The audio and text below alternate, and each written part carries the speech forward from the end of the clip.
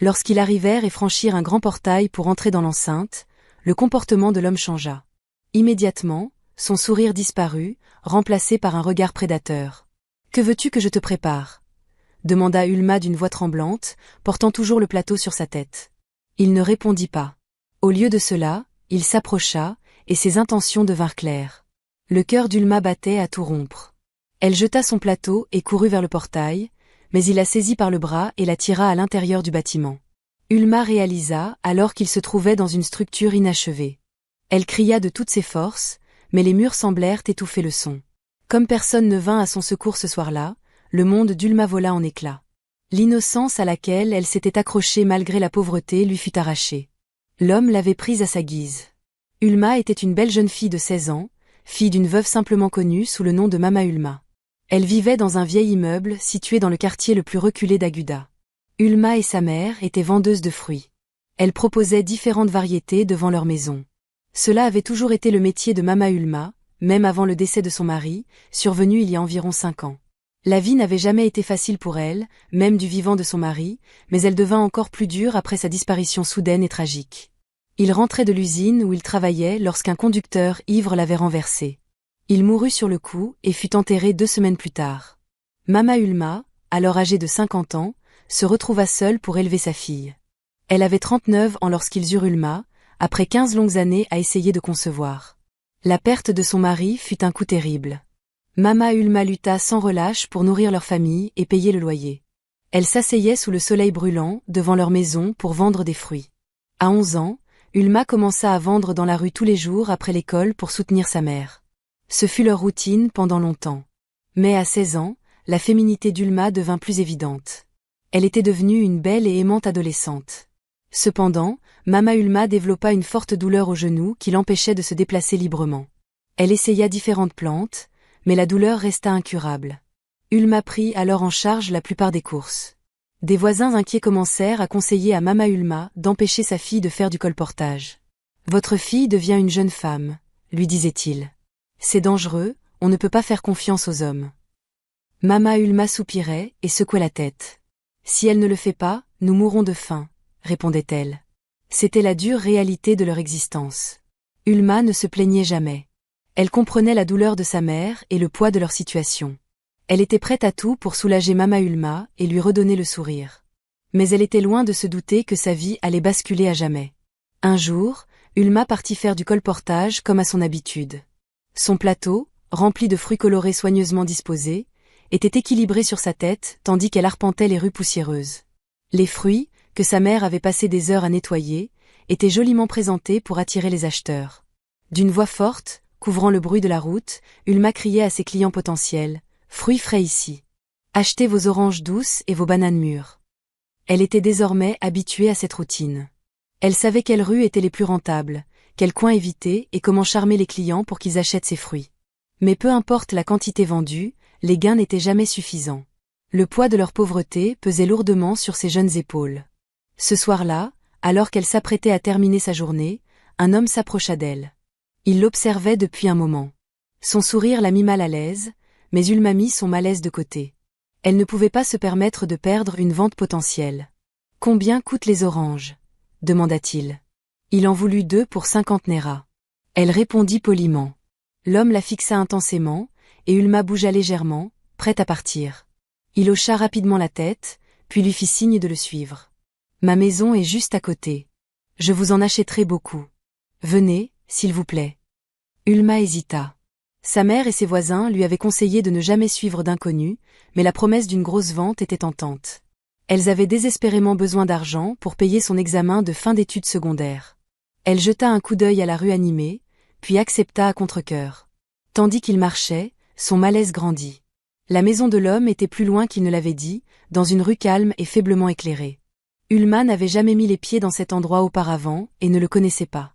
Lorsqu'ils arrivèrent et franchirent un grand portail pour entrer dans l'enceinte, le comportement de l'homme changea immédiatement. Son sourire disparut, remplacé par un regard prédateur. « Que voulez-vous que je vous prépare ?» demanda Ulma d'une voix tremblante, portant toujours le plateau sur la tête. Il ne répondit pas. Il s'approcha, et ses intentions devinrent claires. Le cœur d'Ulma battait à tout rompre.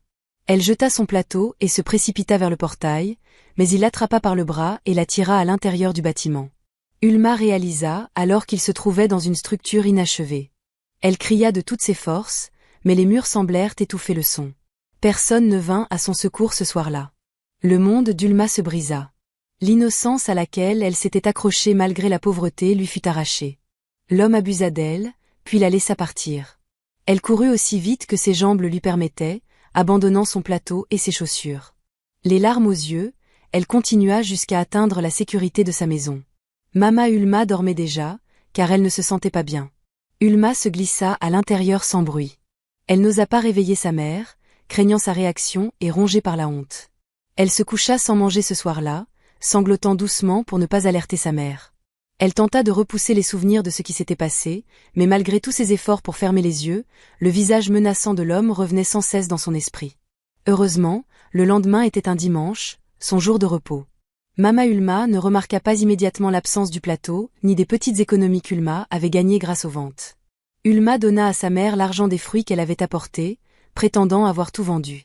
Une fois la situation temporairement réglée, elle garda l'incident pour elle, n'en parlant jamais.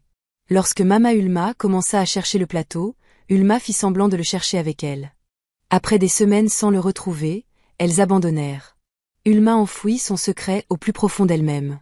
Elle évitait les rues proches du lieu de l'incident, même si elle ignorait si l'homme vivait vraiment là. Elle esquivait aussi les questions de sa mère sur son air distant et ses larmes fréquentes. Chaque soir, Ulma priait, suppliant Dieu de lui faire oublier ce jour maudit. 2 mois plus tard, elle commença à remarquer des changements dans son corps. Au début, elle ne comprenait pas ce qui se passait, mais au fil des jours, la vérité devint impossible à ignorer. Son appétit changeait, son ventre plat commençait à lui faire mal. Elle tenta de se convaincre que c'était son imagination et porta des vêtements amples pour le cacher, espérant que sa mère ne le remarquerait pas. Mais Mama Ulma finit par s'en apercevoir. Un soir, alors qu'elles étaient assises dans la lumière déclinante de leur petite chambre, Mama Ulma se tourna vers sa fille. « Qu'est-ce qui se passe ? Tu agis si bizarrement » dit-elle calmement. « Maman, je vais bien » marmonna Ulma en évitant son regard. Sa mère n'insista pas cette nuit-là, mais elle commença à surveiller sa fille de plus près. Une semaine plus tard, en rentrant de l'école, Ulma trouva Mama Ulma qui l'attendait à la porte. « Viens ici » dit-elle d'une voix ferme. Ulma hésita avant d'entrer. Sa mère lui fit signe de s'asseoir, ce qu'elle fit sans un mot. Mama Ulma posa une main sur le ventre de sa fille. Le silence qui suivit fut assourdissant. « Ulma, tu es enceinte » murmura-t-elle. Tremblante, les yeux d'Ulma se remplirent de larmes. Elle tomba à genoux, sanglotant sans contrôle. « Je suis désolée, maman » pleura-t-elle. « Je ne voulais pas que ça arrive. » Elle tenta de parler, mais les mots ne venaient pas. Elle ne put se résoudre à révéler toute la vérité à sa mère. Mama Ulma n'insista pas. Au lieu de cela, elle s'assit par terre à côté de sa fille et se mit à pleurer. La honte, la douleur et la peur de l'avenir les submergèrent. 2 nuits plus tard, Mama Ulma tomba gravement malade. Le choc avait été trop violent pour son corps déjà fragile, affaibli par l'hypertension. Ulma resta à ses côtés, rongée par la culpabilité, se sentant responsable de l'état de sa mère. Elle pria désespérément pour son rétablissement. Le lendemain matin, Ulma alla à la pharmacie acheter des médicaments. Elle s'assit ensuite dans un coin de la pièce, regardant sa mère dormir après avoir pris les pilules.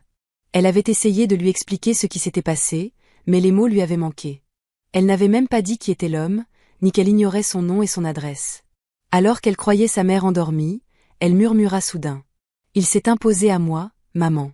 Je suis désolée, je ne voulais pas que ça arrive. » Mama Ulma tourna lentement la tête, ses yeux fatigués croisant ceux de sa fille.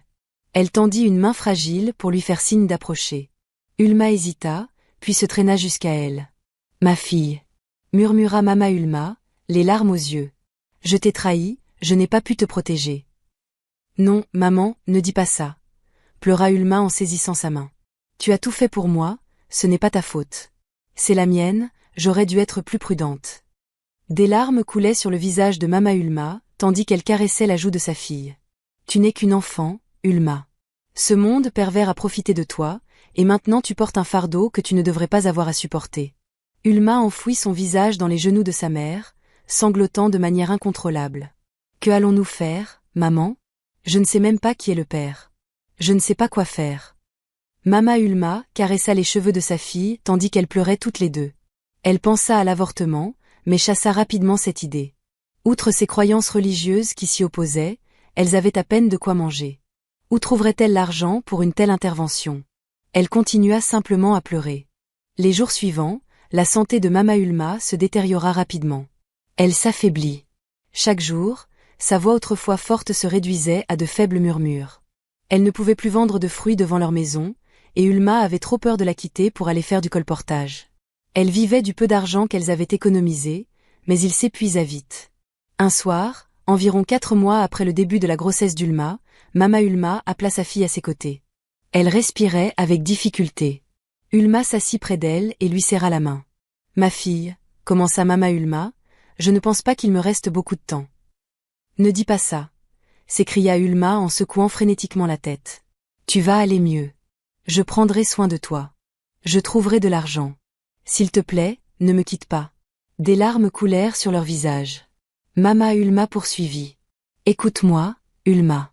Tu es ma fierté, ma joie, ma seule raison de vivre.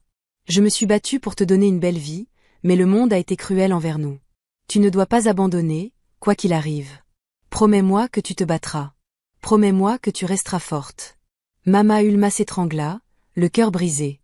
Sa main tremblante se tendit pour toucher le visage de sa fille. « Tu seras bientôt mère. Ton enfant aura besoin de ta force. Même quand tout semble impossible, souviens-toi que tu portes mon amour avec toi. » Soudain, la respiration de Mama Ulma ralentit et devint laborieuse. Ulma s'accrocha à sa main, la suppliant de ne pas partir, mais rien ne put arrêter l'inévitable. Avec un dernier souffle tremblant, Mama Ulma s'éteignit, son visage enfin apaisé, comme si elle avait trouvé la paix. Ulma hurla. Un cri brut, incontrôlable, portant toute la douleur de sa courte et tragique vie. Elle se jeta sur le corps immobile de sa mère, sanglotant sans retenue. La seule personne qui l'ait jamais aimée, qui s'était battue pour elle, était partie. Elle était désormais seule. Les voisins accoururent en entendant ses cris, mais aucun ne pouvait faire grand-chose. Le frère aîné de Mama Ulma fut contacté. Il arriva le lendemain pour emmener le corps de sa sœur et Ulma au village pour les rites funéraires. Mama Ulma fut enterrée 3 jours plus tard. L'oncle d'Ulma, remarquant sa grossesse, entra dans une colère noire. Il l'insulta de tous les noms, lui donna une petite somme d'argent et lui ordonna de retourner à Aguda pour continuer sa vie. « Je n'ai pas de quoi subvenir aux besoins d'une mère et de son enfant, » lui dit-il. Ulma prit l'argent, le remercia et retourna à Aguda. Avec le peu qui lui restait, elle acheta des fruits pour reprendre la vente. Chaque jour, elle vendait comme avant, espérant gagner assez pour survivre. Les voisins firent des promesses d'aide, mais elles restèrent vaines.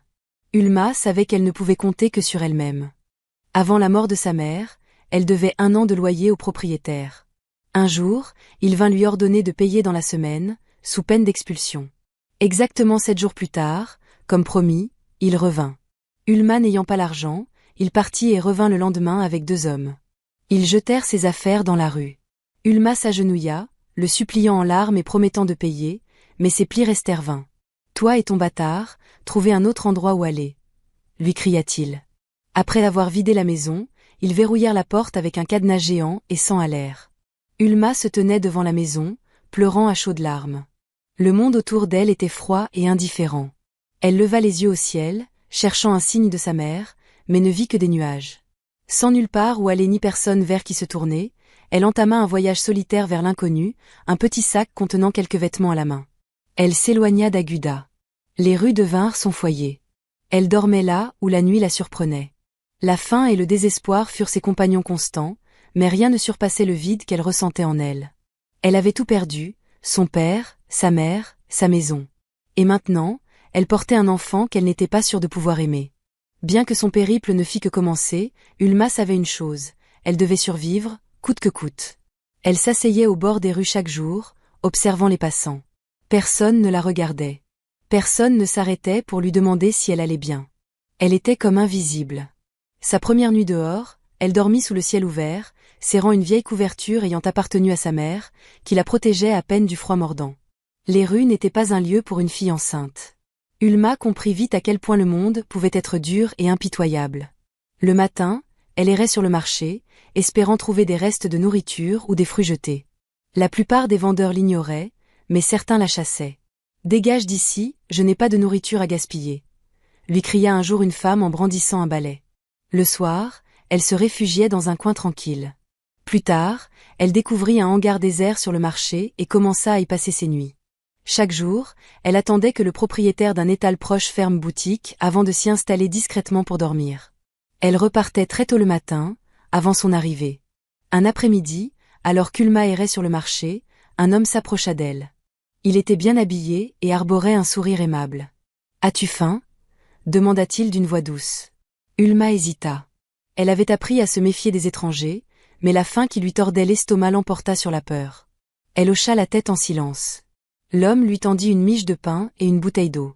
Les larmes lui montèrent aux yeux alors qu'elle serrait la nourriture contre elle. « Merci, » murmura-t-elle faiblement. « Tu ne devrais pas être ici comme ça, » dit l'homme. « Où est ta famille ?»« Je n'ai personne, il n'y a que moi, » répondit Ulma doucement. « Viens avec moi, je vais t'aider, » proposa-t-il en posant une main sur son épaule.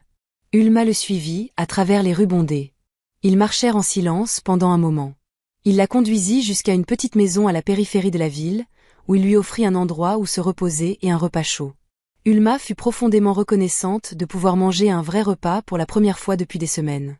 Elle remercia l'homme pour sa gentillesse. Mais au fil des jours, elle commença à remarquer des détails qui la mettaient mal à l'aise. L'homme passait des coups de fil étranges et parlait dans une langue qu'elle ne comprenait pas.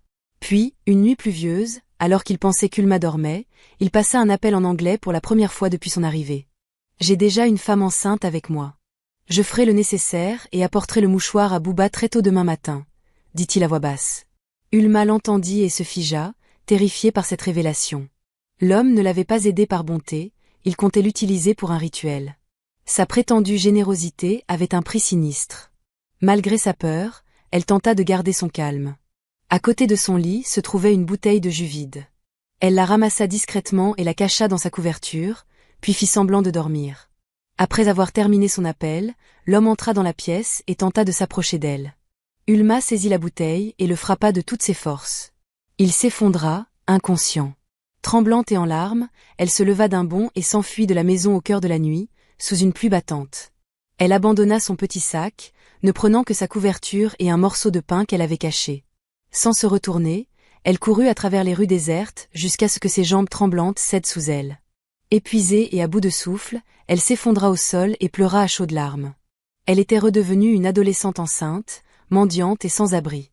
Le lendemain matin, elle se releva et recommença à errer. Sa situation empirait à mesure que sa grossesse avançait. Son ventre gonflé entravait ses mouvements, et elle approchait de la date de son accouchement. Elle trouva refuge dans un vieux bus abandonné aux vitres brisées, vestige d'un accident, qui devint son nouveau foyer. Elle continuait à mendier pour survivre. Une nuit, vers 23h30, elle ressentit les premières douleurs de l'accouchement. Elle cria à l'aide, mais personne ne vint. La douleur s'intensifia, et ses cris redoublèrent. Elle tenta de se lever, mais ses jambes refusaient de bouger. Puis, vers minuit, une forte envie de pousser la submergea.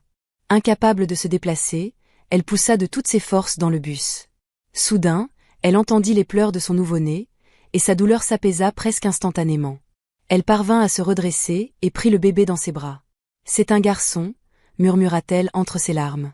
Les petits cris fragiles de l'enfant résonnèrent dans le bus froid et vide. Ulma s'allongea sur un siège poussiéreux, son corps tremblant d'épuisement et de douleur. Son visage était strié de larmes. Sa poitrine se soulevait tandis qu'elle fixait l'enfant enveloppé dans la vieille couverture en lambeaux de sa mère. Au lieu de la joie dont elle avait entendu parler chez d'autres mères, Ulma ne ressentait que de la peur, un poids oppressant qui écrasait sa poitrine. Elle passa un doigt tremblant sur les petits doigts du bébé, si délicats, si innocents.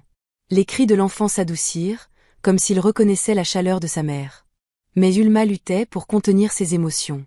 Des larmes coulèrent sur le front du bébé, tandis que ses pensées s'emballaient. Elle envisagea de l'abandonner. Si je le laissais là, enveloppé dans la couverture, quelqu'un le trouverait, le prendrait, le nourrirait et s'occuperait de lui. Il n'aurait pas à souffrir comme moi, pensa-t-elle.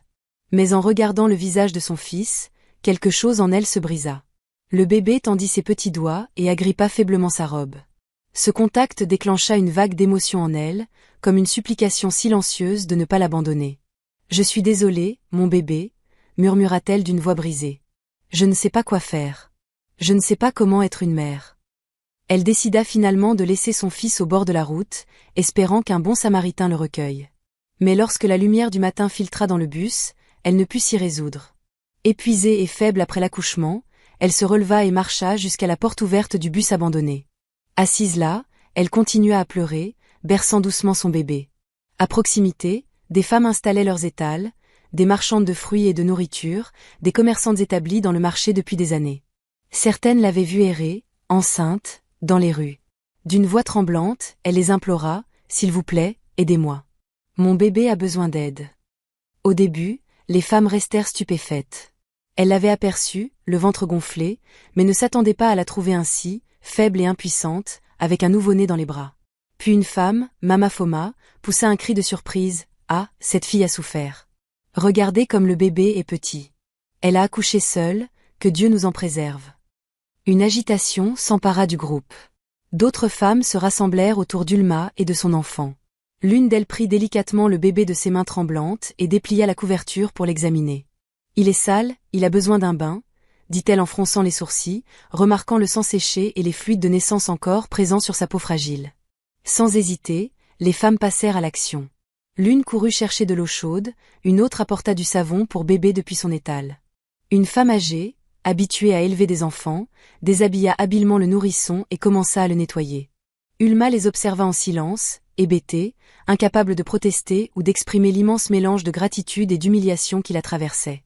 Mama Foma se tourna vers elle, les yeux emplis de pitié et de frustration. « Tu n'as pas de famille, Ulma ?» Elle baissa la tête, de nouvelles larmes roulant sur ses joues. « Je n'ai personne, je n'ai rien, » murmura-t-elle. Les femmes échangèrent des regards, leurs visages s'adoucissant. Une foule commença à se former, attirée par la scène. Une jeune femme, qui observait de loin, revint quelques minutes plus tard avec un petit sac plastique contenant des couches et des vêtements pour bébé. « Je n'ai pas grand-chose, mais prends ça, » dit-elle en le plaçant dans la main d'Ulma. Une autre apporta des serviettes hygiéniques, secouant la tête. « Tu viens d'accoucher et tu es assise là comme ça. Il faut que tu prennes soin de toi. » Quelqu'un lui tendit une bouteille d'eau et une assiette de riz jollof au bœuf, qu'Ulma dévora avec appétit. Une autre lui donna un morceau de tissu propre. Peu à peu, des inconnus et des visages familiers contribuèrent à leur manière. Ulma ne pouvait que sangloter, submergée par cette solidarité inattendue. La gentillesse dont elle fut entourée la surprit. Elle s'attendait à de la pitié, du dégoût, voire du mépris. Au lieu de cela, ces femmes l'aidaient. Après que le bébé eut été lavé et habillé, Ulma nettoya son propre corps et allaita son enfant pour la première fois. Alors que le soleil commençait à se coucher, le marché se vida peu à peu. Les gens rangeaient leurs étals, et la plupart des femmes étaient parties. Une femme, simplement connue sous le nom de Mama Ngozi, était de passage dans cette ville pour rendre visite à son oncle malade et s'apprêtait à rentrer chez elle. Ce soir-là, elle traversa le marché et fut attirée par la foule rassemblée autour d'Ulma. Elle ressentit de la compassion pour la jeune fille, et pour une raison qu'elle ne s'expliquait pas, un besoin impérieux de l'aider. Elle resta longtemps à l'observer. Une fois la foule dispersée, elle s'approcha. « Tu ne peux pas dormir ici avec un nouveau-né, c'est trop dangereux, » dit-elle. Ulma leva des yeux fatigués. « Je n'ai nulle part où aller, » répondit-elle faiblement. La femme soupira. « Tu peux venir avec moi maintenant, » dit-elle en fixant Ulma. Dans ses yeux brillait quelque chose qu'Ulma n'avait pas vu depuis longtemps, une sollicitude sincère. « Je sais ce que c'est que de souffrir, » ajouta-t-elle doucement. « J'étais comme toi autrefois, seule, sans personne pour m'aider. Si on ne m'avait pas secourue à l'époque, je ne sais pas où je serais aujourd'hui. » Elle baissa les yeux vers le bébé endormi dans les bras d'Ulma et soupira à nouveau. « Je ne peux pas te laisser ici. Viens, allons-y. » Ulma n'avait plus la force de protester. Épuisée, elle savait que son fils avait besoin de chaleur et d'un abri. Sans un mot, elle rassembla les quelques cadeaux reçus ce jour-là et suivit la femme. Elles montèrent dans un bus pour la ville voisine. Le trajet jusqu'à la maison de Mama Ngozi dura environ 45 minutes. C'était une maison modeste mais joliment meublée, loin d'être luxueuse, pourtant bien plus accueillante que tout ce qu'Ulma avait connu récemment. Mama Ngozi ouvrit la porte et s'écarta pour la laisser entrer. « Bienvenue », dit-elle simplement. Dès qu'Ulma franchit le seuil, une chaleur l'enveloppa. Elle avait oublié ce que signifiait être chez soi. « Viens », dit doucement la femme en la guidant vers une petite chambre. La pièce était simple, avec un matelas de taille moyenne, une chaise et une table en bois, mais pour Ulma, c'était un paradis. Mama Ngozi lui fit signe de s'allonger sur le lit. Puis elle disparut dans une autre pièce et revint peu après avec une assiette de nourriture chaude, du riz accompagné de ragoût et d'un morceau de poisson. Mange, dit-elle en posant l'assiette devant Ulma. L'arôme délicat lui serra l'estomac de faim. Merci, Mama, murmura Ulma, la voix brisée, en prenant la cuillère. Ses mains tremblaient tandis qu'elle mangeait, des larmes silencieuses roulant sur ses joues. Mama Ngozi s'assit sur la chaise en bois et l'observa attentivement. Tu dois être forte, Ulma, dit-elle doucement. Pas seulement pour toi, mais pour cet enfant. Ulma avala une bouchée de riz, hocha la tête et essuya ses larmes. Quand elle eut fini, Mama Ngozi sourit. Laisse-moi t'aider à prendre un bain. Ulma écarquilla les yeux de surprise. Cela faisait des semaines qu'elle ne s'était pas lavée correctement, s'habituant à l'odeur de sueur et de saleté qui collait à sa peau. Dans la petite salle de bain, un seau d'eau chaude et un savon à la main, elle ressentit une sensation oubliée, la dignité. Elle frotta chaque parcelle de son corps, lavant la crasse, la douleur et les souvenirs des rues. L'eau qui ruisselait sur sa peau emportait un peu du poids de son passé. Lorsqu'elle eut terminé, elle s'enveloppa dans un pagne propre que Mama Ngozi lui avait laissé et sortit. Mama Ngozi était assise sur le lit, berçant doucement le bébé dans ses bras. Il est fort, dit-elle avec un sourire. Le cœur d'Ulma se serra. Je ne sais même pas comment m'occuper de lui, avoua-t-elle d'une voix brisée. Mama Ngozi leva les yeux, bienveillante. Tu apprendras, répondit-elle. Elle rendit le bébé à Ulma et désigna le lit. Dors, tu es en sécurité ici. Ulma s'allongea, son fils blotti contre elle. Pour la première fois depuis des mois, elle ferma les yeux sans peur. La brise fraîche de la nuit filtrait par la fenêtre, et la lueur vacillante d'une lanterne éclairait un coin de la pièce. Ulma ressentit un espoir naissant, se permettant de croire que, peut-être, tout irait bien. Les jours devinrent des semaines, puis des mois. Ulma s'installa peu à peu dans cette nouvelle vie. Mama Ngozi prit soin d'elle comme d'une fille, la nourrissant bien et veillant à ce qu'elle ait tout le nécessaire pour se remettre de son accouchement. Elle lui acheta des vêtements neufs, des serviettes hygiéniques et quelques affaires personnelles, des choses dont Ulma avait cessé de rêver. Plus important encore, elle s'occupait du bébé, qu'elle nommèrent Shizom, signifiant « Dieu est avec moi ». Un soir, après le dîner, Mama Ngozi était assise dans la cour, épluchant des ignames pour le repas du lendemain. Ulma, à ses côtés, berçait le petit Shizom, qui commençait à ramper. Des rires remplissaient l'air tandis qu'il jouait avec les doigts de sa mère, ses petites mains les serrant fermement. Le garçon avait des yeux brillants et curieux, un sourire à fossettes et une petite tache de naissance noire sur l'épaule gauche. Il grandissait magnifiquement. Mama Ngozi jeta un regard à Ulma, qui était restée silencieuse toute la soirée. « Ma fille, dit-elle doucement, je ne t'ai jamais demandé avant, mais je veux savoir qui est le père de cet enfant. » Ulma se figea, le souffle coupé, le cœur battant à tout rompre. Les souvenirs douloureux ressurgirent, la nuit froide, le bâtiment inachevé, les mains cruelles qui lui avaient volé son innocence. « Je ne le connais pas, » murmura-t-elle. Mama Ngozi la regarda attentivement, les sourcils froncés. « Tu ne le connais pas ?» Ulma prit une inspiration tremblante. « Je vendais des fruits un soir quand un homme m'a appelé, prétendant vouloir acheter quelque chose. Il m'a fait entrer. » Sa voix se brisa. Elle baissa les yeux, honteuse. Les yeux de Mama Ngozi s'assombrirent. Elle posa l'igname qu'elle épluchait et prit les mains d'Ulma dans les siennes. « Tu n'es pas obligé de le dire, » murmura Mama Ngozi doucement. « Je comprends. » Des larmes roulèrent sur les joues d'Ulma. Elle n'en avait jamais parlé auparavant, n'avait jamais raconté à personne comment sa vie avait été brisée cette nuit-là. « J'avais trop peur de le dire à ma mère, » continua-t-elle d'une voix tremblante. Puis elle a découvert que j'étais enceinte, et le choc l'a rendue malade. Elle n'y a pas survécu. Mama Ngozi lui serra les mains avec force. « Ce n'était pas ta faute, Ulma. Cet homme était une bête, et je prie pour que, où qu'il soit, Dieu le juge. » Ulma essuya ses larmes du revers de la main. « Mais maintenant, j'ai Shizom, » dit-elle. « Il est la seule bonne chose qui me soit arrivée. » Elle sourit en regardant le petit garçon qui jouait avec le pagne de sa mère. « C'est une bénédiction, ma fille, » ajouta Mama Ngozi. « Et tu es plus forte que tu ne le crois. » Ulma hocha la tête, mais au fond d'elle, elle se demandait si elle serait un jour vraiment libérée de la douleur de son passé. Au fil des mois, Ulma se plongea dans le travail. Elle ne pouvait rester inactive pendant que Mama Ngozi s'occupait d'elle et de son fils. Elle se levait tôt pour balayer la cour, laver la vaisselle et préparer les repas. Elle portait Shizom sur son dos pour aller chercher de l'eau et aidait Mama Ngozi à vendre des produits dans sa grande boutique au marché. Ulma était déterminée à lui rendre l'appareil pour toute la gentillesse reçue. À 3 ans, Shizom devint la lumière de la maison. C'était un enfant vif et curieux, toujours à courir partout et à poser 1000 questions. Mama, pourquoi le ciel est bleu? Mama, d'où vient le riz? Puis-je porter cette grosse igname? Ulma riait, l'embrassait sur le front et répondait, tu poses trop de questions, mon fils. Mais je veux tout savoir, répliquait-il avec un grand sourire. En le voyant si heureux, le cœur d'Ulma se gonflait de fierté. Il grandissait fort, en bonne santé et plein de vie, ce qu'elle avait autrefois craint impossible. Mama Ngozi le gâtait avec des petits cadeaux et des friandises du marché. Ce garçon est trop malin, disait-elle souvent en riant. Il deviendra quelqu'un de grand un jour. Ulma priait pour que ce soit vrai. Un soir, alors qu'elles étaient assises sur la véranda à regarder le coucher du soleil, Mama Ngozi dit, Ulma, cela fait 3 ans que tu es ici maintenant. Ulma se tourna vers elle et hocha la tête. Oui, maman. Je vous suis tellement reconnaissante pour tout ce que vous avez fait pour moi. Mama Ngozi sourit. Tu as travaillé dur, ma fille. Tu es devenue comme mon propre enfant. Mais il est temps de penser à ton avenir. Mon avenir? Demanda Ulma, incertaine.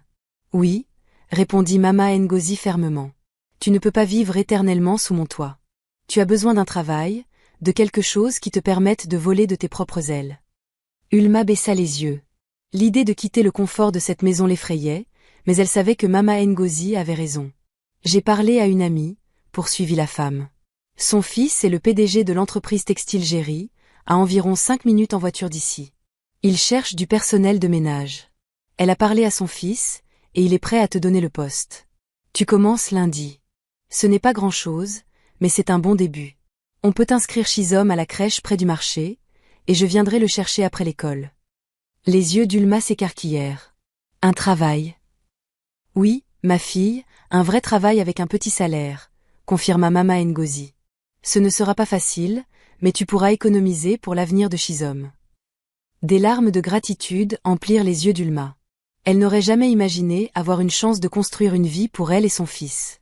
Elle tomba à genoux et serra les mains de Mama Ngozi. Maman, merci, merci pour tout. Mama Ngozi sourit chaleureusement et lui tapota la tête. Tu mérites le bonheur, mon enfant. Tu as assez souffert. Il est temps de te relever. Ulma inscrivit Shizom à l'école et commença son travail de ménage. On lui tendit une serpillière, un seau et un chiffon. Elle se mit à l'ouvrage sans attendre. Elle frottait les sols, essuyait les tables et veillait à ce que les bureaux soient impeccables avant l'arrivée du personnel. Elle travaillait sans relâche, ignorant les douleurs dans son dos et la sueur qui perlait sur son front. Lorsque les employés arrivaient, tout brillait de propreté. Certains hochaient la tête en signe d'approbation, d'autres la remarquaient à peine, mais cela lui était égal. Elle avait un travail, un but et, pour la première fois depuis des années, de l'espoir. Ulma devint vite un visage familier dans l'entreprise textile Géry. Elle était ponctuelle, consciencieuse et ne se plaignait jamais, contrairement à certains autres agents d'entretien qui se relâchaient parfois. Elle saluait tout le monde avec un sourire chaleureux, gardien, réceptionniste, responsable. Son travail ne passait pas inaperçu. Cette fille travaille dur, commenta un jour un employé. Elle est toujours si polie, ajouta un autre. Même Monsieur Géry, le PDG, finit par la remarquer. C'était un homme imposant d'une 40aine d'années, connu pour être strict mais juste. Au début, il ne lui prêtait guère attention, mais un matin, il arriva tôt et la trouva en train de frotter le sol. Il l'observa en silence un moment avant de dire « Vous êtes là tôt ». Ulma se redressa, surprise. Elle l'avait déjà vu de loin, mais jamais d'aussi près. « Oui, monsieur. J'arrive toujours tôt », répondit-elle timidement. Monsieur Géry hocha la tête, impressionné. « Comment vous appelez-vous » Ulma, dit-elle. Il l'observa un instant, puis fit un léger signe de tête. « Continuez votre bon travail », dit-il avant d'entrer dans son bureau. Cette brève interaction fit bondir le cœur d'Ulma. Pour la première fois de sa vie, elle se sentit vue. Pendant qu'Ulma travaillait, Mama Ngozi s'occupait de Shizom. Elle allait le chercher à l'école, le nourrissait et lui tenait compagnie jusqu'au retour d'Ulma. À 5 ans, Shizom était un garçon brillant et énergique, aimé de tout le quartier. « Votre fils est trop vif », disait souvent Mama Ngozi en riant. Il courait dans la maison, bavardant sans cesse. Il ira loin dans la vie. Ulma travaillait plus dur chaque jour, rassurée de savoir son fils entre de bonnes mains. Elle économisait chaque centime, déterminée à louer un jour son propre appartement et à devenir pleinement indépendante. Parfois, elle faisait les courses pour la maison, même si Mama Ngozi ne le lui demandait jamais. Elle la remerciait sans cesse, la considérant comme son ange. Tout allait bien jusqu'à un après-midi fatidique. Shizom venait d'avoir 7 ans. Ulma essuyait une vitre dans un bureau quand son téléphone vibra dans sa poche. Elle s'essuya rapidement les mains et décrocha. C'était la voix de Mama Ngozi, mais quelque chose n'allait pas. Elle était tendue, pleine d'urgence. « Maman, que s'est-il passé ?» demanda Ulma, soudain alarmée. « C'est Shizom » répondit Mama Ngozi, la voix brisée. Il s'est effondré à l'école. Ils l'ont emmené d'urgence à l'hôpital. La serpillière glissa des mains d'Ulma. Une vague de froid envahit son corps. « Mon fils s'est effondré ? Maman, où est-il maintenant ?» balbutia-t-elle, le cœur battant à tout rompre. Ils l'ont emmené à l'hôpital Hope. « Viens vite, répondit Mama Ngozi. Les jambes d'Ulma flageolèrent. Ce matin-là, Shizom allait bien avant de quitter la maison. Il avait ri, joué, que s'était-il passé ? Se demanda-t-elle, tremblante. Elle supplia son superviseur de la laisser partir pour la journée, ce qu'il accepta immédiatement. « Prends soin de ton fils. Ne t'inquiète pas pour le travail aujourd'hui, dit-il fermement. « Merci, sanglota Ulma en quittant le bureau en courant. Elle se souvenait à peine du trajet jusqu'à l'hôpital. Ses pieds avançaient seuls, son cœur battant à tout rompre. Elle ne s'arrêta qu'à l'entrée de l'hôpital Hope. Là, elle trouva Mama Ngozi faisant les 100 pas devant les urgences, l'inquiétude gravée sur son visage. Dès qu'elle vit Ulma, elle se précipita vers elle. Il l'examine encore. Il avait de la fièvre, puis il s'est effondré, expliqua-t-elle, les larmes aux yeux. Ulma porta une main à sa tête. « Oh mon Dieu, mon bébé !» gémit-elle. Elle tenta de se ruer à l'intérieur, mais une infirmière l'arrêta. « S'il vous plaît, madame, laissez les médecins terminer. »« J'ai besoin de le voir. » pleura Ulma. « Je sais, » répondit l'infirmière doucement. « Nous vous appellerons dès qu'ils auront fini. » Ulma s'effondra à genoux dans le couloir, son corps secoué de tremblements. Mama Ngozi posa une main ferme sur son épaule. « Il ira bien, ma fille. Tu dois être forte. » Mais Ulma peinait à respirer. Elle revoyait le rire de Shizom ce matin-là, la façon dont il l'avait enlacée avant de partir pour l'école. Et maintenant, il était allongé dans un lit d'hôpital, peut-être en danger. Des larmes ruisselaient sur son visage. Elle se cramponnait la poitrine, murmurant sans cesse, « S'il te plaît, Seigneur, ne m'enlève pas mon fils. » L'image de Shizom branché à des machines, luttant pour respirer, la terrifiait. La peur de le perdre la consumait. À cet instant, la porte des urgences s'ouvrit brusquement. Un médecin en blouse blanche apparut. « Qui est la mère de Shizom ?» demanda-t-il en regardant autour de lui. Ulma bondit sur ses pieds. « Moi. Docteur, comment va mon fils ? Dites-moi s'il va bien. » Le médecin lui adressa un léger sourire. « Votre fils a été diagnostiqué avec une pneumonie, mais nous l'avons mis sous traitement immédiatement. Il réagit bien aux médicaments. » Ulma vacilla, submergée par un soulagement immense. « Oh, Dieu merci !» murmura-t-elle, pressant ses mains contre sa poitrine. « Vous pouvez le voir maintenant », ajouta le médecin. « Il est encore faible, mais son état est stable avec des soins continus. » Des larmes de joie coulèrent sur le visage d'Ulma. Mama Ngozi poussa un profond soupir de soulagement et lui tapota le dos. « Tu vois, Dieu est fidèle. » Sans perdre une seconde, Ulma se précipita dans la salle. Shizom était allongé sur un lit d'hôpital, recouvert d'une légère couverture. Sa petite poitrine se soulevait faiblement.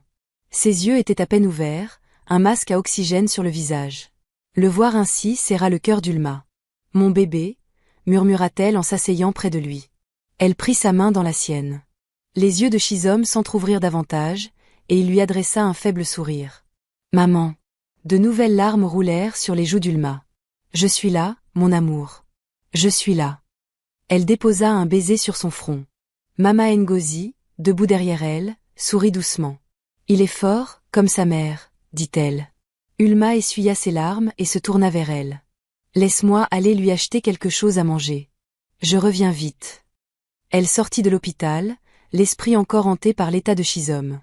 Elle se dirigea vers le snack juste devant le bâtiment. Mais en tournant au coin de la rue, elle heurta quelqu'un. « Je suis vraiment désolée » dit-elle en reculant rapidement. Elle leva les yeux et se figea. Devant elle se tenait Monsieur Géry, son patron. Monsieur Géry parut tout aussi surpris. « Ulma, que fais-tu ici ?» demanda-t-il, les sourcils froncés. Ulma déglutit péniblement, ne s'attendant pas à le croiser là. Mon fils est malade. Il a été transporté d'urgence de l'école. Le visage de monsieur Géry s'adoucit. Je suis désolée d'apprendre ça. Je suis venue voir un ami hospitalisé ici. J'espère que ton fils va bien. Il va mieux maintenant, répondit-elle en esquissant un faible sourire. Un bref silence s'installa, puis monsieur Géry reprit, puis-je le voir? Ulma hésita une seconde. C'était étrange que son patron veuille rencontrer son fils, mais elle n'avait aucune raison de refuser. Bien sûr, monsieur, dit-elle. Monsieur Géry la suivit jusqu'à la salle. Chisholm était à moitié réveillé, la tête appuyée sur les oreillers. Monsieur Géry s'approcha et observa l'enfant. Puis son regard fut attiré par l'épaule gauche de Chisholm, légèrement exposée, révélant une tache de naissance distinctive. Le souffle de monsieur Géry se coupa. Il fit un pas en avant, les yeux écarquillés, fixant la marque. Il connaissait cette tache de naissance, il portait exactement la même. Une profonde ride barra son front, la confusion envahissant son esprit. Il se tourna vers Ulma. « Ton fils, il a cette tache de naissance ?» demanda-t-il à voix basse. Ulma, un peu perplexe, hocha la tête. « Oui, monsieur. Il est né avec. » Monsieur Géry déglutit avec peine, son esprit s'emballant. Ce n'était pas une coïncidence. Le garçon lui ressemblait, et la tache était identique à la sienne. Agité, il tenta de masquer son trouble. Il sortit 20 000 néras de sa poche et les tendit à Ulma. « Prends ça pour les frais d'hôpital de ton fils. Si tu as besoin de plus, fais-le-moi savoir quand tu reprendras le travail. Ne te presse pas de revenir, prends ton temps, dit-il. « Merci beaucoup, monsieur, » répondit Ulma, reconnaissante de sa générosité. Les jours suivants, Chisholm sortit de l'hôpital. Ulma reprit le travail, soulagée que son fils soit rétabli. Mais quelque chose avait changé. Monsieur Géry restait distant. Elle le surprenait souvent à la fixer pendant qu'elle travaillait, un étrange éclat dans les yeux, comme s'il cherchait à comprendre quelque chose. Puis, un après-midi, il la convoqua dans son bureau. « Ulma, assieds-toi » dit-il d'une voix grave. Elle s'installa sur la chaise, se demandant si elle avait fait une erreur. Monsieur Géry prit une profonde inspiration. Il devait savoir la vérité. « J'ai une question à te poser » commença-t-il lentement. « Ton fils, qui est son père ?» L'estomac d'Ulma se noua. Elle ne s'attendait pas à cela. La douleur traversa ses yeux. « Je ne connais pas son père » murmura-t-elle enfin. « Il s'est imposé à moi. » Elle raconta comment un homme l'avait trompée alors qu'elle vendait des fruits, l'entraînant dans un bâtiment inachevé pour abuser d'elle. Le cœur de monsieur Géry s'arrêta presque. Un silence pesant envahit la pièce. Des souvenirs enfouis depuis des années refirent surface. Une jeune vendeuse de fruits, une nuit sombre, un acte de cruauté égoïste. Sa tête tournait. Il entendit à nouveau la voix de cette fille qu'il avait suppliée cette nuit-là. Tout devint clair. Son visage blêmit sous le choc. Ulma était cette fille, et Chisholm était son fils. Ses poings se serrèrent, la culpabilité l'étouffant. Marié depuis 2 ans, il luttait avec sa femme contre l'infertilité, ignorant qu'il avait déjà un enfant, conçu de la manière la plus abjecte. Il voulut lui avouer qu'il était cet homme, mais il craignit sa réaction. Incapable de parler, il la congédia. Puis il rassembla ses affaires et quitta le bureau en hâte. Si Ulma était votre amie ou votre sœur, que lui conseilleriez-vous? Pardonner à monsieur Géry ou le faire payer pour son crime? Partagez vos réponses dans les commentaires. Merci d'avoir suivi cette histoire. Abonnez-vous pour découvrir d'autres récits inspirants sur les leçons de vie. À très bientôt. Monsieur Géry changea complètement. Il devint distant et distrait. Il commença à faire des erreurs au travail, ce qu'il n'avait jamais fait auparavant. Pendant les réunions, il fixait les documents d'un regard vide, oubliant presque tout ce qui était discuté. À la maison, sa femme remarqua qu'il jouait avec sa nourriture, mangeant à peine. Parfois, il se couchait sans dîner. Très inquiète, elle finit par le confronter. « Géry, » dit-elle un soir en posant une main sur son bras, « tu n'es plus toi-même ces derniers temps. Qu'est-ce qui ne va pas ?» Il força un sourire. « Juste le stress du travail, chérie. »« Rien de plus » répondit-il avant de changer de sujet. Il envisagea de tout lui avouer, mais il ignorait comment elle réagirait en apprenant qu'il avait eu un enfant avant leur mariage. Alors, il préféra se taire. Au bureau, tout le personnel, y compris Ulma, remarqua son changement de comportement. Un jour, alors qu'elle nettoyait le sol de son bureau après une réunion avec des clients, elle le vit assis derrière son bureau, les mains jointes, le regard perdu dans le vide. « Monsieur » dit-elle doucement. « Monsieur Géry sursauta, sortant de ses pensées. Oui. Elle hésita avant de continuer. Je ne voulais pas vous interrompre, monsieur, mais, est-ce que vous allez bien? Il cligna des yeux, surpris. Pourquoi me demandez-vous cela? Ulma se tortilla, mal à l'aise. C'est juste que vous semblez différent. Vous ne souriez plus comme avant. On dirait que quelque chose vous préoccupe. Monsieur Géry la dévisagea. Cette fille, à qui il avait causé tant de mal des années auparavant, s'inquiétait maintenant pour lui. Il déglutit péniblement, tentant de se ressaisir. Je vais bien, Ulma, dit-il en esquissant un faible sourire. J'ai juste beaucoup de choses en tête. Elle hocha lentement la tête. D'accord, monsieur, répondit-elle avant de quitter la pièce. Chaque fois qu'il croisait Ulma au travail, une douleur sourde lui tordait les entrailles. Il se demandait si elle le haïrait en apprenant la vérité, et si elle quitterait son emploi en emmenant son fils loin de lui. Perdu dans ses pensées, une idée lui vint soudain. Je vais me rapprocher d'elle, devenir son amie pour qu'elle se sente à l'aise avec moi, et ensuite réfléchir à la suite. Il se raccrocha à cet espoir, priant pour que cela fonctionne. Pendant que monsieur Géry était rongé par son secret, Ulma, elle, savourait des moments précieux avec sa petite famille. Maman Nongzi et Shizom s'étaient complètement rétablis et débordaient de vivacité et de curiosité chaque matin avant l'école. Shizom la serrait fort dans ses bras, ses petits bras enroulés autour de son cou. « Je t'aime, maman », disait-il. Ces mots étaient sa force. Au travail, elle donnait le meilleur d'elle-même. Elle nettoyait les bureaux avant l'arrivée des employés, saluait tout le monde avec un sourire éclatant et aidait dès qu'elle le pouvait. Un jour, alors qu'elle essuyait une table de conférence, Géry passa près d'elle et lui dit « Bonjour ». Surprise, Ulma cligna des yeux avant de s'incliner légèrement pour lui répondre « Bonjour ». Par la suite, elle remarqua qu'il s'attardait parfois près d'elle, l'observant comme s'il cherchait à percer un mystère. De temps en temps, il lui posait des questions sur son fils, s'enquérant de son école ou de sa santé. Une fois, il lui tendit une petite enveloppe contenant de l'argent. « Achète quelque chose pour ton fils », marmonna-t-il d'un ton bourru avant de s'éloigner. Ulma, stupéfaite, le remercia chaleureusement, mais au fond d'elle, elle s'interrogeait. Pourquoi son patron était-il soudain si gentil avec elle? Un week-end, Géry décida de rendre visite à sa mère. Voir Ulma le rendait fou, cela ravivait sans cesse le souvenir de son pire péché. Après le petit déjeuner, il prit la route vers le petit mais élégant bungalow de sa mère. Il inspira profondément, sortit de la voiture et marcha jusqu'à la porte. Sa mère, Madame Véronica, était assise dans le salon en train de téléphoner lorsqu'il arriva. Elle approchait la soixantaine, mais restait impressionnante de force. Son t-shirt soigneusement noué et son foulard assorti lui conféraient une allure presque royale. En le voyant, elle sourit et s'exclama « Ah, Géry, mon fils, quelle surprise !» Géry esquissa un faible sourire et se pencha pour l'embrasser, mais il évita son regard. Elle le remarqua immédiatement. « Géry, qu'est-ce qui ne va pas? Tu as l'air troublé, » dit-elle. Il prit une grande inspiration et s'assit à côté d'elle. « J'ai quelque chose de terrible à te dire. » Sa mère fronça les sourcils. « Qu'est-ce que c'est? » « J'ai un fils, » murmura-t-il, la voix tremblante. Les yeux de sa mère s'écarquillèrent. « Un fils? Mais ta femme n'a pas encore accouché. »« Je sais. Ce n'est pas l'enfant de ma femme. C'est un enfant que j'ai eu avant de me marier, » expliqua-t-il, cherchant ses mots avec soin. Le visage de sa mère s'assombrit. « Explique-toi, Géry.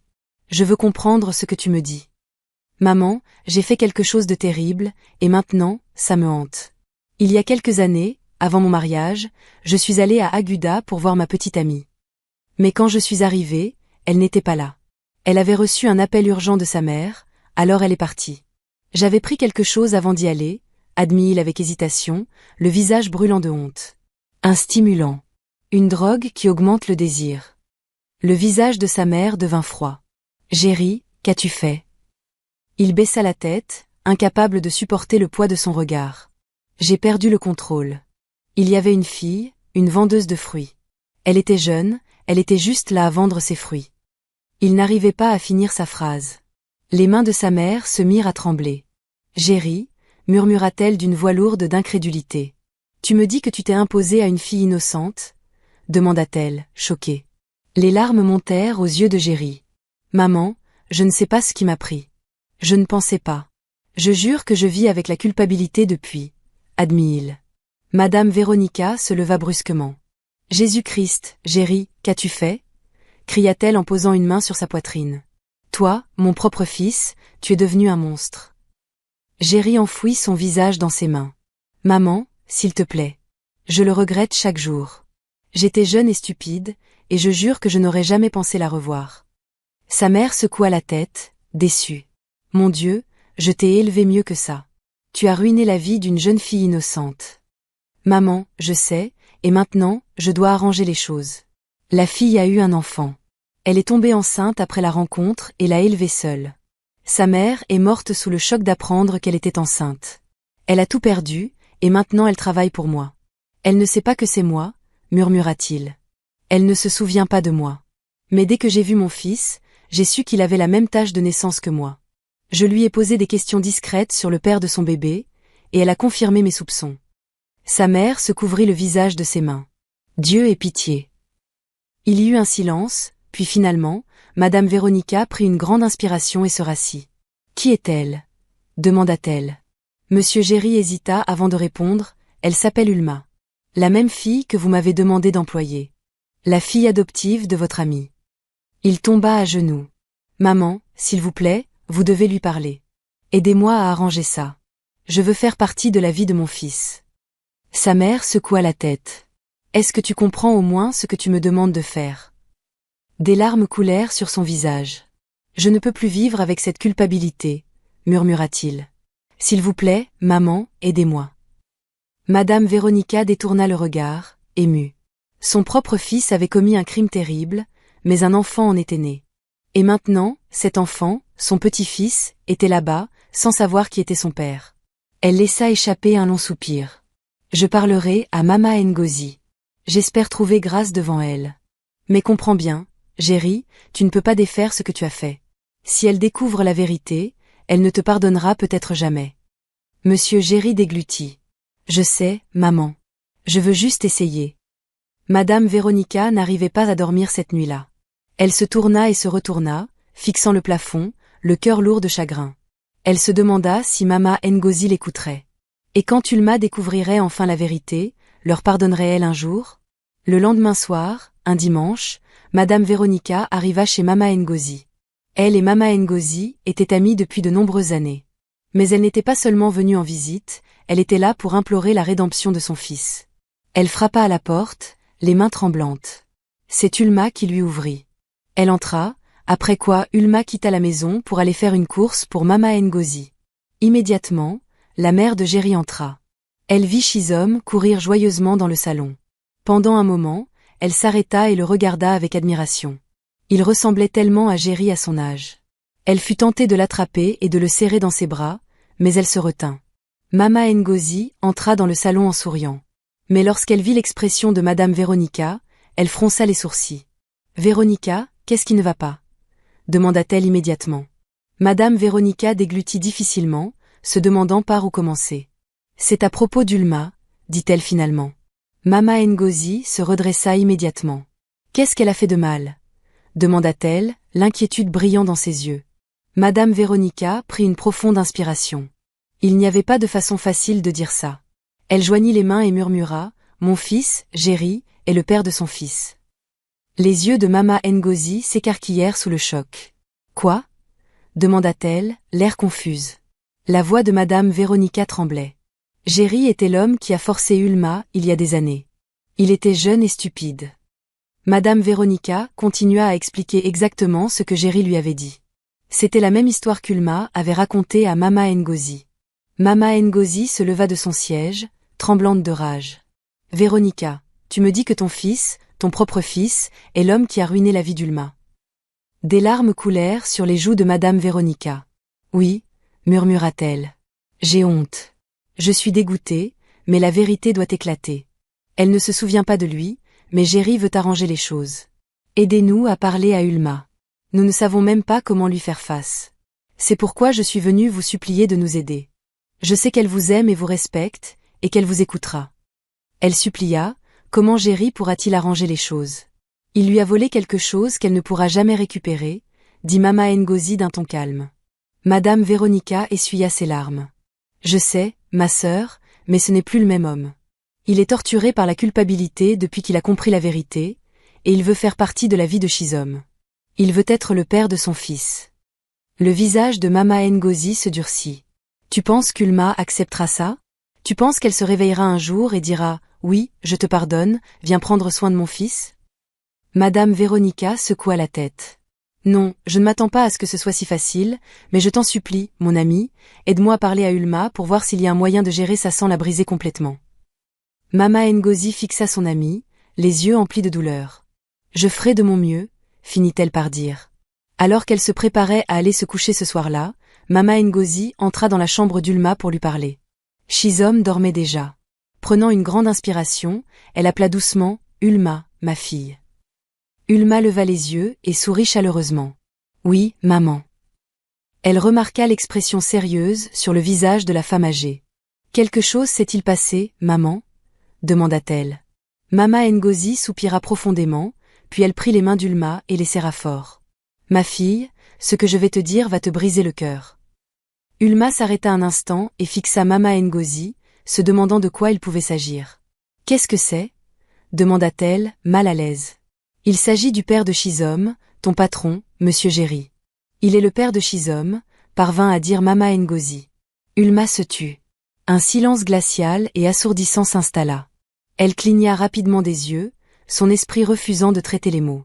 Ses mains tremblaient tandis qu'elle se dégageait de l'emprise de Mama Ngozi. « Qu'est-ce que tu viens de dire » murmura-t-elle. « Monsieur Géry est l'homme qui a profité de toi il y a des années, répéta Mama Ngozi. Ulma eut l'impression que le monde tournait. Sa poitrine se serra. Son souffle devint court et douloureux. « Non, » dit-elle en secouant la tête violemment. « Non, ce n'est pas vrai. » Elle se leva d'un bond, titubant en arrière. « C'est une blague de mauvais goût. »« D'accord, maman, dis-moi que tu mens. » Les larmes montèrent aux yeux de Mama Ngozi. « J'aurais aimé l'être, mon enfant, » répondit-elle. Ulma s'effondra sur le sol. « Non, non, non » gémit-elle, se balançant d'avant en arrière, les larmes coulant sur son visage. Elle n'arrivait pas à croire que l'homme qui avait détruit sa vie, celui qui lui avait volé son innocence et bouleversé son existence, était le même homme pour lequel elle avait travaillé sans le savoir, qu'elle saluait poliment chaque matin. Elle hurla de douleur. Mama Ngozi se précipita à ses côtés, essayant de la retenir, mais Ulma la repoussa. « Pourquoi » sanglota Ulma. « Pourquoi me dis-tu ça maintenant ? Pourquoi » Mama Ngozi s'agenouilla près d'elle, des larmes coulant sur ses propres joues. « Parce qu'il sait, Ulma. Monsieur Géry connaît la vérité. Il a lutté contre la culpabilité. Il veut arranger les choses. » Ulma cria, sa voix se brisant dans un rugissement de douleur. « Je me fiche de ce qu'il veut. Je me fiche de ce qu'il ressent. J'ai souffert, j'ai perdu ma mère à cause de lui, j'ai mendié dans la rue à cause de lui, j'ai failli perdre mon fils à cause de lui, et maintenant il pense qu'il peut simplement entrer dans nos vies et tout arranger ? » Son corps tremblait violemment. « Il est mon patron, maman. Tu sais ce que ça veut dire ? J'ai servi l'homme qui a détruit ma vie. J'ai nettoyé son bureau, lui souriant en disant « Bonjour, monsieur » comme une idiote, cria-t-elle encore, agrippant ses cheveux. « Je ne lui pardonnerai jamais » cracha-t-elle, sa voix résonnant de colère. « Tu m'entends, maman ? Jamais. » Mama Ngozi renifla, le cœur brisé. « Je comprends, mon enfant, » murmura-t-elle. « Tu as parfaitement le droit d'être en colère. » Les larmes d'Ulma coulèrent, ses yeux fixés sur ceux de Mama Ngozi. « Je ne travaillerai plus pour lui, » déclara-t-elle, la voix tremblante de fureur. « Je ne laisserai pas cet homme ni aucun membre de sa famille s'approcher de mon fils. Shizom est mon enfant. Pas le sien, pas le leur. Et si jamais lui ou sa famille essayait de me l'enlever, je te jure, maman, je me battrai de toutes mes forces. » Sa douleur se mua en rage. Mama Ngozi la regarda avec des yeux tristes. Elle s'attendait à de la colère, à du chagrin, mais pas à ce feu dans les yeux d'Ulma. Une rage pure et sans filtre. Ce n'était plus une fille qui pleurait dans la rue, mais une mère prête à partir en guerre pour son enfant. Mama Ngozi tendit la main, mais Ulma recula. « J'ai besoin d'être seule » murmura-t-elle. Mama Ngozi hésita, puis se leva lentement. Elle regarda Ulma une dernière fois avant d'acquiescer. « Je te donnerai de l'espace, mon enfant, » dit-elle doucement. « Quoi qu'il arrive, souviens-toi que tu n'es pas seule. » Ulma se détourna, sanglotant silencieusement. La douleur était trop forte. Elle dormit à peine. Cette nuit-là, elle resta recroquevillée sur son lit. Chaque fois qu'elle fermait les yeux, les souvenirs lui revenaient. Le matin, Elle prit sa décision. Elle décida de quitter son emploi et de ne plus jamais revenir au bureau. Elle résolut également de ne laisser ni M. Géry ni aucun membre de sa famille s'approcher de Shizom. Elle les effacerait de sa vie. Mama Ngozi regarda Ulma s'habiller en silence pour la dernière fois. Son visage était dur, empreint de détermination. Mama Ngozi pouvait voir le feu dans ses yeux, une intensité qu'elle n'avait jamais observée auparavant, même lorsqu'Ulma était sans abri et luttait pour survivre. Elle soupira mais ne dit rien, sachant que rien ne pourrait la faire changer d'avis. Au moment où Ulma entra dans l'entreprise textile de Géry, son estomac se tordit de dégoût. Elle observa les couloirs propres et polis, les employés se saluant joyeusement, totalement inconscients de la tempête qui couvait en elle. Elle pénétra dans le bureau de son superviseur. « Bonjour, Madame Gress », la salua-t-elle respectueusement en lui tendant sa lettre de démission. « Je démissionne par la présente de ce poste. » Madame Gress déglutit difficilement. « Vous démissionnez ? Pourquoi ? Que s'est-il passé ? » « Je ne peux plus travailler ici, » répondit Ulma, la voix légèrement brisée. Madame Gress fronça les sourcils. « Quelqu'un vous a-t-il fait quelque chose ? Avez-vous eu des problèmes avec le personnel ? » Ulma secoua la tête. « Non, madame, c'est personnel. » La femme plus âgée l'observa un instant, puis se détourna. « Je ne veux pas vous forcer, ma chère, mais vous avez été l'une des meilleures employées que nous ayons eues. Monsieur Géry lui-même a parlé en bien de vous. » À la simple mention de son nom, le corps d'Ulma se raidit. Madame Gress laissa échapper un lent soupir. « D'accord, si c'est vraiment ce que vous voulez, je ne vous en empêcherai pas, mais vous devriez au moins informer Monsieur Géry vous-même. »« Madame, je ne veux pas lui parler. Dites-lui simplement que je suis partie, » répondit Ulma sèchement avant de sortir. Mais juste au moment où elle s'apprêtait à quitter le bâtiment, une voix grave et familière l'arrêta net. Ulma se retourna lentement. Monsieur Géry était là, les yeux assombris de confusion et d'inquiétude. « Où allez-vous ? » demanda-t-il. « Je pars. J'arrête. Je ne travaillerai plus jamais pour vous. Je ne veux plus rien avoir à faire avec vous, votre argent ou votre prétendue gentillesse. » L'expression de Géry s'adoucit, et il parut immédiatement sobre. « Ulma, s'il vous plaît, écoutez-moi. »« Non, » cria-t-elle d'une voix tremblante. « Je ne peux pas travailler pour vous. C'est à cause de vous que ma mère est morte. C'est à cause de vous que j'ai souffert. C'est à cause de vous que j'ai pleuré jusqu'à m'endormir tant de nuits, me demandant pourquoi le monde était si cruel envers moi. » Elle se retourna pour partir, mais avant de s'éloigner, elle murmura un dernier avertissement. « Si jamais vous ou votre famille vous approchez de mon fils, je vous combattrai de toutes mes forces. » Puis elle partit sans se retourner, les larmes coulant sur son visage tandis qu'elle s'éloignait. Ulma ne put rien manger de toute la journée après avoir quitté son travail, après s'être éloignée de l'homme qui lui avait tout volé. Elle pensait trouver la paix, mais ce ne fut pas le cas. Au lieu de cela, elle se sentait perdue et fatiguée. Mama Ngozi la regarda se débattre toute la soirée, mais ne dit rien. Après que Shizom fut endormie, elle se rendit dans la chambre d'Ulma pour lui parler. « Ulma, » dit-elle doucement, « je vois la guerre en toi, ma fille. Je vois la douleur, la colère. » Les doigts d'Ulma se serrèrent en poing. « Je ne lui pardonnerai jamais, maman, » murmura-t-elle. Mama Ngozi soupira. Elle prit la main d'Ulma et la serra fort. « Mon enfant, laisse-moi te raconter une histoire. Ma propre histoire. » Ulma leva les yeux. Elle avait vécu avec Mama Ngozi pendant des années, mais cette dernière parlait rarement de son passé. Maintenant, elle était assise là, les yeux emplis d'une tristesse qu'Ulma n'avait jamais vue auparavant. Puis elle commença. « Je suis veuve, comme tu le sais déjà. Mon défunt mari s'appelait Chudi, » dit-elle d'une voix chargée d'émotion. « C'était un homme bon. Je l'aimais de tout mon cœur. Je lui ai tout donné, ma confiance, mon dévouement, ma jeunesse. Il a pris grand soin de moi et de notre fille unique, notre seul enfant. 10 ans après notre mariage, j'ai découvert que Chudi m'avait trahi. J'ai appris qu'il avait eu un enfant avec une autre femme, un enfant né hors mariage, un enfant dont il ne m'avait jamais parlé. Il avait délibérément gardé ce secret pendant des années, jusqu'au jour où cette femme s'est présentée à notre porte avec son fils. Je suppose qu'elle en avait assez de se cacher. J'ai perdu la tête. J'ai crié. Je l'ai maudit. Je lui ai dit que je ne lui pardonnerais jamais, qu'il était mort pour moi, que je ne voulais plus jamais revoir son visage. Je pensais chaque mot, et Chudi le savait. Il a essayé de m'expliquer, me disant que c'était arrivé des années auparavant, que c'était une erreur, qu'il ne l'avait jamais aimé. Il m'a supplié de lui donner une autre chance.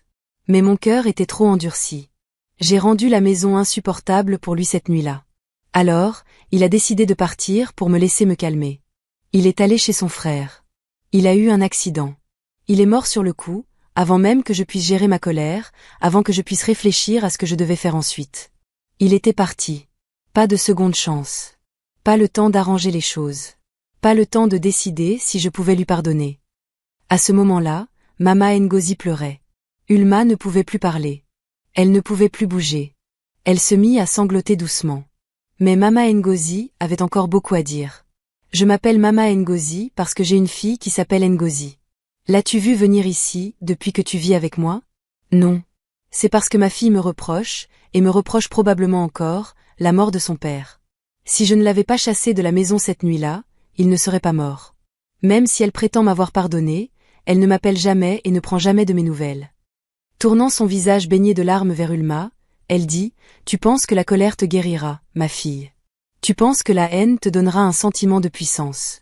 Mais laisse-moi te dire quelque chose. J'ai vécu avec le poids de mon manque de pardon pendant 20 ans, et je te dis que c'est plus lourd que tout au monde. J'ai passé tant d'années à souhaiter avoir pardonné à mon mari quand j'en avais encore l'occasion. J'ai attendu que le temps m'apporte la paix, mais le temps ne guérit pas ce que tu refuses de libérer. Ma fille, murmura-t-elle, ne laisse pas le manque de pardon devenir ta prison. Pense à ton fils. Il grandira et posera des questions. Il finira par découvrir la vérité, même si tu lui mens. S'il te plaît, laisse tomber tout ça pour ton bonheur et ta tranquillité d'esprit. Mama Ngozi sortit tranquillement de la pièce sans ajouter un mot. Ulma sanglota en silence. Elle se tourna pour regarder son fils, profondément endormi dans son lit. Elle tendit la main et lui donna une petite tape dans le dos tout en continuant à pleurer. Épuisée, elle finit par s'assoupir. Ce soir-là, avant d'aller se coucher, Mama Ngozi prit son téléphone et composa le numéro de Madame Véronica. « Véronica, j'ai besoin que tu viennes chez moi demain matin. Amène Géry avec toi, dit-elle sans attendre. Le lendemain matin, alors que le soleil venait à peine de se lever, une élégante voiture noire s'arrêta devant la maison de Mama Ngozi. C'était un jour férié, et Shizom était à la maison. Madame Véronica sortit la première, suivie lentement par Géry, dont les yeux trahissaient une profonde nervosité. Mama Ngozi ouvrit la porte, le visage indéchiffrable. « Entrez », dit-elle simplement. À l'intérieur, Ulma était assise, raide, les bras serrés autour d'elle. Ses yeux rouges et gonflés montraient qu'elle avait pleuré toute la nuit. Elle évitait de regarder Géry, le voir lui faisait encore trop mal. Géry déglutit difficilement, s'avança et se laissa tomber à genoux. « Ulma, je n'ai pas le droit de te demander pardon, dit-il, mais je te supplie du plus profond de mon âme de trouver dans ton cœur la force de me pardonner. La douleur que je t'ai causée. J'étais un monstre. Je t'ai volé quelque chose que je sais ne jamais pouvoir te rendre. Je ne sais pas ce qui m'a pris. Quand j'ai vu mon fils, notre fils, tout a changé. Je l'ai vu, et ça m'a brisé. J'ai réalisé ce que j'avais fait, et pour la première fois de ma vie, j'ai souhaité pouvoir revenir en arrière et tout effacer. » Ulma laissa échapper un sanglot étranglé. « Effacer ?» murmura-t-elle, avant de rire amèrement. « Tu crois pouvoir effacer les nuits où j'ai eu faim, la douleur de voir ma mère mourir à cause de moi, la honte de porter cette grossesse toute seule, la peur d'élever un enfant dans la rue. » Sa voix monta en intensité. « Tu crois que tes regrets peuvent effacer ma souffrance. » Des larmes coulaient sur le visage de Géry. « Non, je sais que ce n'est pas possible, murmura-t-il. Je sais que je ne mérite rien de toi, Ulma, mais je te jure que je passerai le reste de ma vie à m'assurer que toi et Shizom ne souffriez plus jamais. » Ulma ferma les yeux, la douleur était trop forte. Elle voulait le haïr, le maudire, lui ordonner de partir et de ne jamais revenir. Mais elle repensa à l'histoire de Mama Ngozi, à la manière dont le manque de pardon avait tout volé à celle qui l'avait recueillie. La pièce était silencieuse, troublée seulement par leurs sanglots étouffés. Madame Véronica et Mama Ngozi les observaient sans intervenir. Puis Ulma fit quelque chose d'inattendu. Elle s'approcha de Mama Ngozi, lui prit la main et la guida vers Géry, toujours agenouillée. « C'est mon ange, celle que Dieu a envoyée pour nous sortir, mon fils et moi, de la rue. Elle a pris soin de nous pendant des années, comme si nous étions ses propres enfants. Elle m'a donné un foyer, m'a nourri quand j'étais affamée. Elle a porté Shizom sur son dos quand j'étais trop faible pour marcher. Elle est devenue la mère que j'ai perdue. Tu devrais la remercier pour la vie de ton fils et pour ton pardon. » Se tournant vers Géry, elle murmura, « Je te pardonne pour mon fils et pour ma tranquillité d'esprit, mais le pardon ne signifie pas oublier. Cela ne veut pas dire que je te ferai confiance tout de suite. Cela ne veut pas dire que nous formons soudain une famille. Géry hocha la tête avec empressement. Je comprends, répondit-il. Puis, se tournant vers Mama Ngozi, il ajouta, merci pour tout. À cet instant, Shizom, qui venait de se réveiller, entra dans le salon en se frottant les yeux. Bonjour maman, bonjour grand-mère, dit-il en saluant Mama Ngozi. Géry, toujours à genoux, le visage inondé de larmes, regarda Ulma avec des yeux suppliants. Sa voix tremblait lorsqu'il parla, Ulma, s'il te plaît. Il déglutit péniblement. Puis-je le tenir, juste une fois? Ulma baissa les yeux vers Shizom, qui les observait maintenant avec curiosité. Viens ici, mon amour, murmura-t-elle d'une voix tremblante. Shizom s'approcha sans hésiter. Ulma le guida doucement vers Géry. Géry laissa échapper un sanglot en tendant des mains tremblantes. Lorsque Shizom s'installa dans ses bras, Géry s'effondra complètement, serrant le garçon contre sa poitrine comme s'il tenait son monde entier. Mon fils, murmura-t-il, la voix chargée d'émotion. Mon cher fils. Des larmes coulèrent sur le visage d'Ulma, tandis qu'elle les regardait. À partir de ce jour, Géry tint sa promesse. Il construisit un foyer pour Ulma et Shizom. Il créa une entreprise au nom d'Ulma et envoya Shizom dans la meilleure école. Mais surtout, il ne s'immisça jamais dans leur vie. Il la laissa guérir à son rythme, et avec le temps, Ulma finit par lui permettre d'être un père, non pas pour elle-même, mais pour Shizom. Elle retourna finalement à l'école, suivit un programme à temps partiel, obtint son diplôme, et son entreprise continua de prospérer. Géry finit par parler d'Ulma et de Shizom à sa femme. Quelques années plus tard, celle-ci tomba enceinte et donna naissance à une petite fille. Mama Ngozi rendit également visite à sa mère avec son mari et ses enfants pour la première fois depuis plus de 20 ans, et elle pardonna enfin à sa mère de tout son cœur. Ulma rencontra et épousa un médecin nommé Kelvin. Ils eurent 2 enfants et vécurent heureux pour toujours. Le pardon ne consiste pas à excuser le tort qui vous a été fait. Il ne s'agit pas d'effacer le passé ou de faire comme si la douleur n'avait jamais existé. Le pardon est une question de liberté. Il s'agit de choisir la paix plutôt que la douleur, la guérison plutôt que la haine, et la force plutôt que l'amertume. Lorsque nous nous accrochons à la colère, elle devient une prison qui nous enferme dans un cycle de ressentiment et de souffrance. Mais lorsque nous choisissons de pardonner, nous nous libérons. Nous reprenons le contrôle de notre cœur, de notre esprit et de notre avenir. Pardonner ne signifie pas oublier, ni accepter que la même douleur vous soit infligée à nouveau. Cela signifie simplement que vous refusez de laisser le passé dicter votre bonheur. Le pardon n'est pas pour celui qui vous a blessé, il est pour vous. C'est le cadeau que vous vous faites. Offrez-vous le cadeau de la paix. Lâchez prise, non pas parce que l'autre le mérite, mais parce que vous le méritez. Merci beaucoup d'avoir regardé. Attention à ma prochaine histoire, je suis en train de préparer quelque chose de vraiment spécial. Et croyez-moi, vous ne pouvez pas vous permettre de le manquer. Abonnez-vous et faites partie de notre merveilleuse famille. À bientôt.